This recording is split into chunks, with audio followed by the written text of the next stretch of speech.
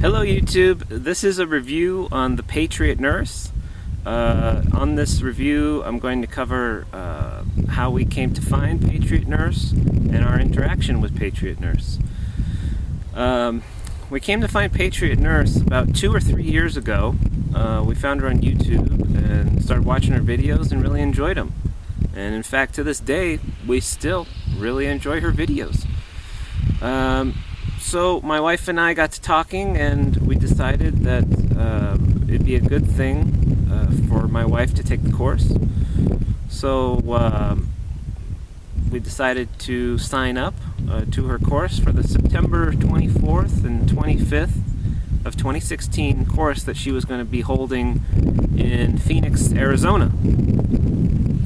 So we go online and we enter all our information, and we hit the send button, and it comes back and it says that our credit card has been declined.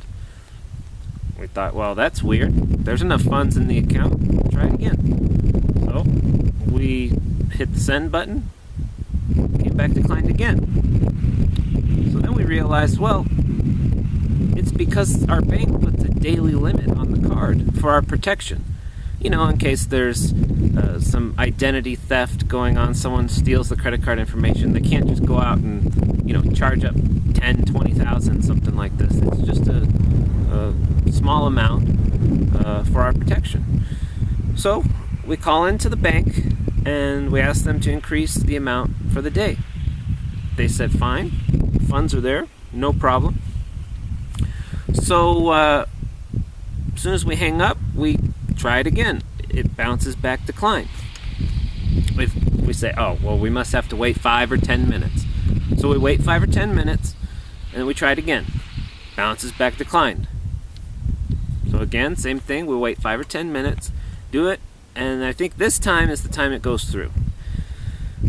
Then we get an email from Patriot Nurse, and she says that, or maybe it's one of her staff members, I don't know. We get an email saying that we've been registered for the class, here's where the class is, and then some instructions about, you know, what you might want to bring, things like that. So we think, great, we're signed up for Patriot Nurse's class. We want to learn this information because, you know, we live very far away from any populated area. So if anything should happen to us or our children, or if there's any type of scenario in the country where it's grid down, whatever, it'd be good to have this knowledge. So we're excited. We get an email then from her, and now this is where I have my laptop here, so I'm going to read it word for word for you guys.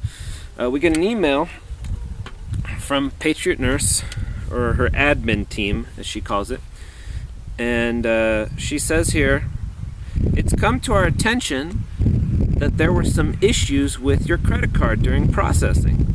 Specifically, that your card was declined due to issuing country of origin.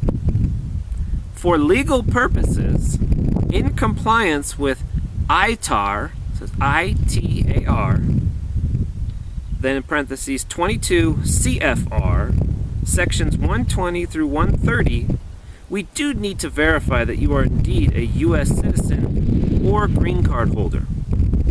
Please email us over a copy of either your passport, green card, or driver's license. We do apologize for the inconvenience and want to ensure you are cleared for training as soon as possible.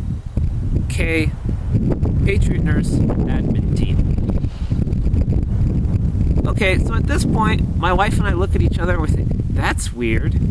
We have never experienced this before whenever we've purchased anything online.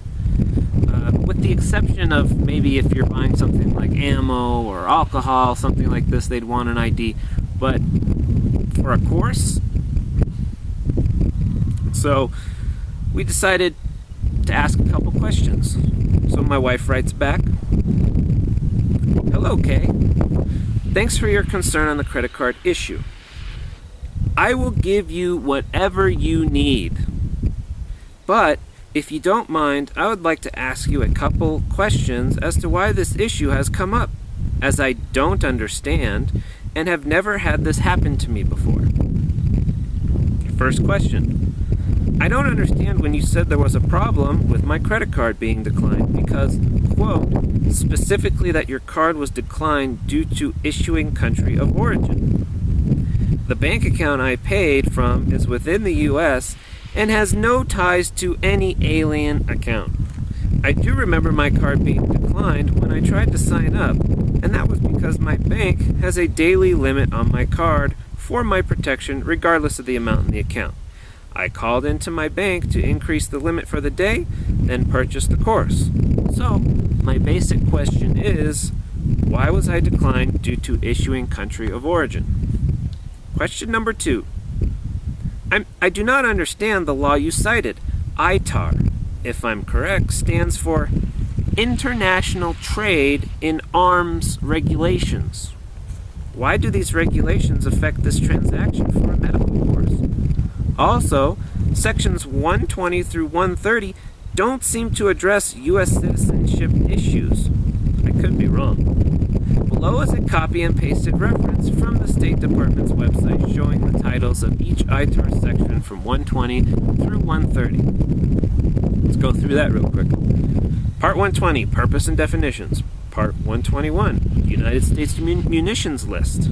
Part 122, Registration of Manufacturers and Exports. Part 123, Licenses for the Export of Defense Articles. Part 124, Agreements, Offshore Procurement, and Other Defensive Services. Licenses, Part 125, Licenses for the Export of Technical Data and Classified Defense Articles. Part 126, General Policies and Provisions. Part 127, Violations and Penalties. Part 128, Administrative Procedures. Part 129, Registration and Licensing of Brokers. And Part 130, Political Contributions, Fees, and Commissions.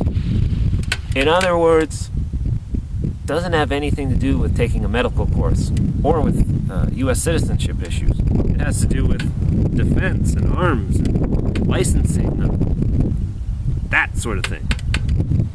Then my wife, last paragraph, says, I am sure we will get past this issue, and I apologize for asking further questions, but I hope you understand as I have never had this happen to me before. Thank you and looking forward to your response. So then about 24 hours later, the next day, get another email back, and this is what they said. Our transactions show that the credit card was issued in another country outside the United States. Our transaction service also flagged the transaction as a risk due to this issue and the repeated attempts at transaction. Regarding ITAR, it's a very broad category, and our legal counsel have advised us to proceed in this manner. If this is too big of an issue for you, or if we have not received satisfactory documentation by the end of the day, we will refund your money and void the transaction. Again, we apologize for the inconvenience, but we take these matters very seriously. Okay, so at this point, my wife and I look at each other and we say, this is very strange. You know what? Let's voice our opinion, say we're unhappy with how this went, but let's send over the ID.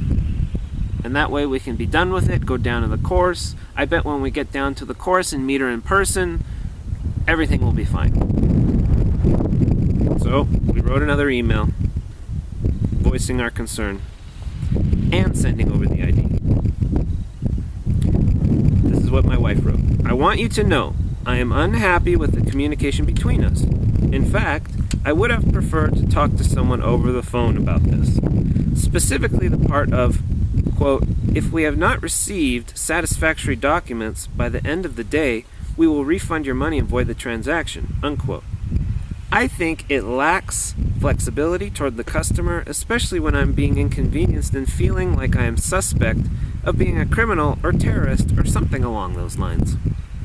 Despite my feelings, I want to take this course for the benefit of my family, so attached is my state-issued driver's license. Let's move forward and have an enjoyable class experience. Also, my wife doesn't like the way she looks in her ID, so she says, I look terrible in this photo. And that's the end of that message. So then we get a response from Patriot Nurse herself. And this is what she says. While I am glad that you have an interest in the class, there are a few things that trouble me about this interaction. Namely, the lack of compliance with reasonable requests. Okay, lack of compliance, we sent over the ID, and in fact, we even sent it over a couple hours after the email stating that we had 24 hours to send it in. Continuing, requiring identification with credit cards is standard operating procedure for many businesses when there is no indication of potential issues, let alone when there is a legitimate legal matter in question. I have reviewed the transaction register and have seen the flags in question, including the use of 2 different names, different billing addresses, the flag for foreign credit card issuance, and P.O. Box address that also are cause for concern. My staff handled this matter appropriately. Okay, let me address a couple of issues in this one. First off, when she says, including the use of 2 different names, my wife recently took my name. So it's the first name, last name. The last name changed. Seems pretty normal to me. Different billing addresses. Well, out here in the country, we don't have a postman that comes up here. So we have our physical address, and then we have our mailing address. And the mailing address is a P.O. box. That's how it's done in a rural area.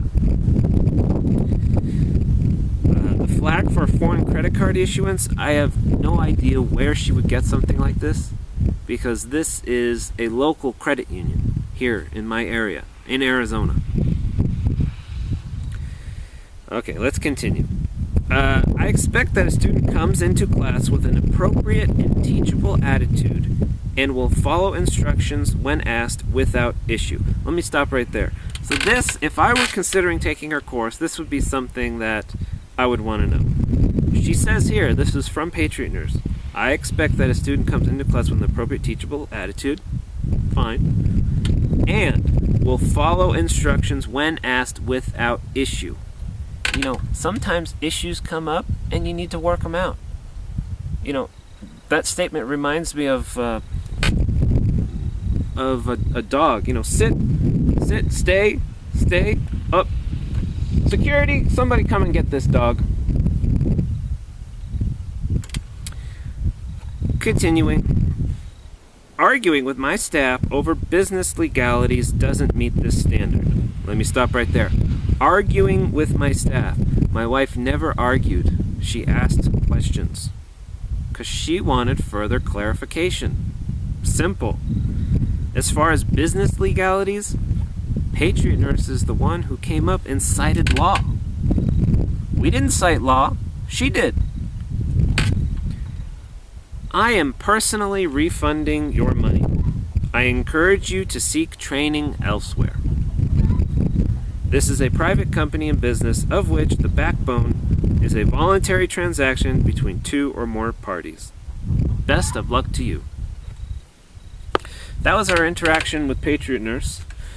My wife and I are still shocked by the response we got and how we were denied the course.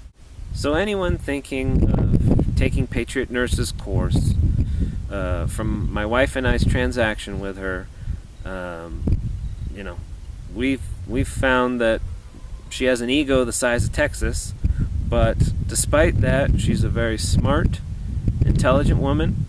If you end up taking her class, you'll probably gain a lot of knowledge. But it is a cause for concern when